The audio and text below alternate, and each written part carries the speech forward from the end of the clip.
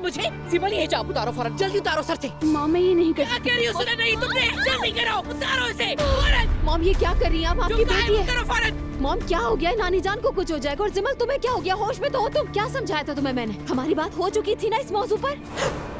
असलान की गर्लफ्रेंड थी ना, क्या नाम था उसका? हाँ याद आया, उरूज। उसके भाई से शादी कर ली है। जब हम रेस्टोरेंट गए थे ना उनसे मिलने, फिर उस दिन उन्होंने कहा कि मैथे भी मुझे पसंद करता है।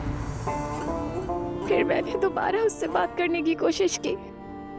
फिर मैं पहले भी उससे बात कर चुकी थी, लेकिन जब रेहान अंकल ने हौसला दिया, मैंने सोचा कि मैथे आपसे डरता है।